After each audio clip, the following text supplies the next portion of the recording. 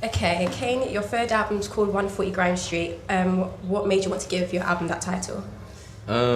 Firstly, I had a concept of making the album, like, started off as just gonna make a grime album. It actually started off as a mixtape. And then the idea was to keep everything in 140 BPM, which is like the speed or the traditional template for like grime music. And then, I don't know, I just brought it into like an address like 140 Grime Street as if it was, like a door or a house on the street, and say like that's where I lived. And really just try to capture that experience of being in your bedroom making tapes, you know what I mean? And that real old school like feeling. And that's where the title come from, really. Okay, the first single from 140 Grime Street is to be called Hustler. What does hustler mean, and can I be one? Yeah, you can be one. Anyone can be a hustler, Anyone from like an MC grinding in the studio, like trying to make songs and make an album happen, to a single parent that's just working, trying to provide for their family.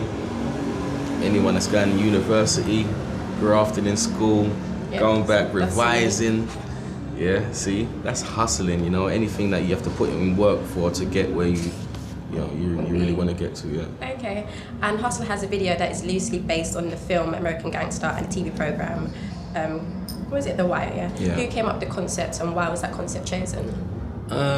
With this song, I pitched it out to a couple directors, but I had one in mind that I'd worked with before called Nez, and I had a lot of ideas myself, but didn't get to speak to him. And then he heard the song, and he came up with some ideas, and he called me, and he was like, "Do you watch The Wire?" And I was like, "Oh my God." I was thinking the same thing.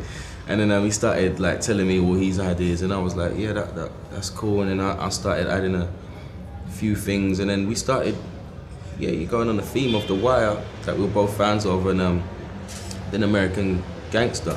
Like, there's a scene in it where like the girls in the room and they're like pressing up the CDs. You know what I mean? There's a lot of drug references, but really we're talking about, where we're making music and we're manufacturing it to the streets, and you know what I mean, this is really how the product is created, you know what I mean? So that was really the idea.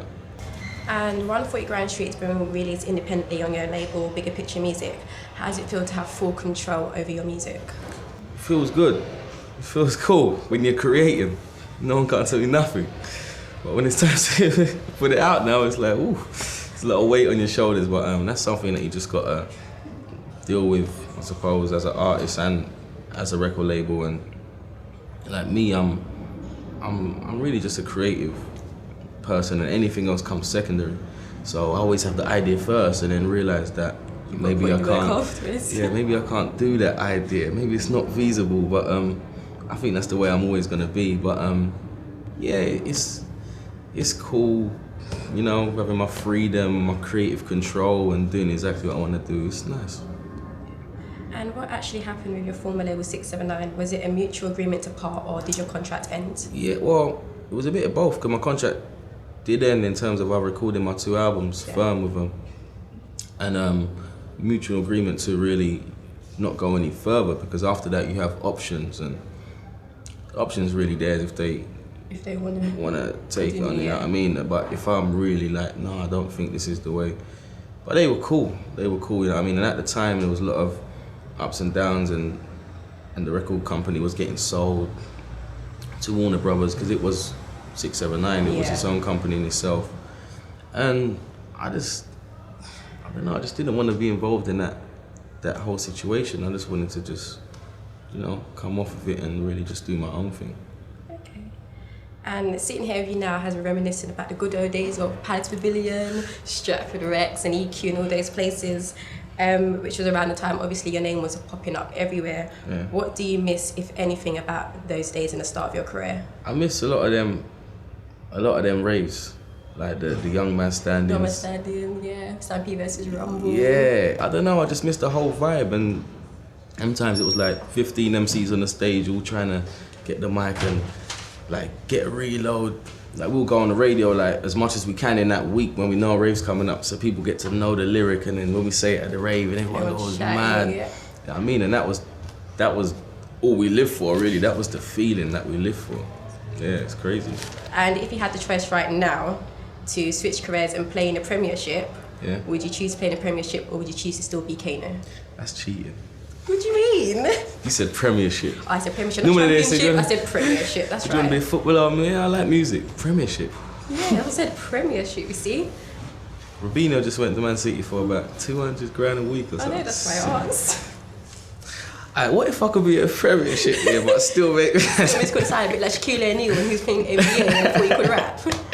Nah, do you know what? It's come too far now. Like, music is just, like, so much what I love doing. You know what I mean? It's come too far. I could never switch at this point. Never. Okay, and on your blog, 140 Grime Street, blogspot.com, there are some images of some female underwear on your blog. Female underwear? Yes, Where'd that was come thrown from? at you while you was on stage a couple of weeks ago. Yes. How do you feel about being the guy of many girls' dreams? Dreams. Yeah, I would say dreams. I don't know. It's not a good feeling. You know? it's not a good feeling. Why? When I see you out with your girl and she's looking at me and you like arguing. No, I'm joking, isn't it? It's just nothing I really think about. You know what I mean? It's nothing that like I try to be.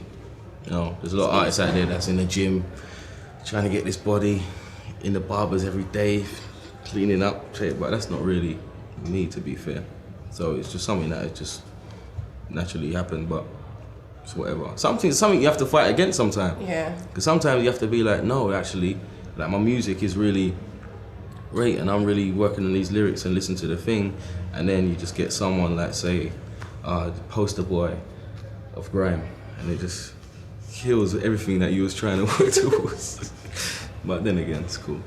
Okay, and lastly, what does the future have in store for Kano? The future, no, I'm just gonna really release this album on 40 Grime Street, then go on tour in October, do a lot of dates. It's really another album as soon as I can, maybe a film, maybe get into acting. I know I've been thinking about that for a little while now, reading a few scripts. Maybe that's where you're gonna see me in a little while. Okay, thank you very much. Cool.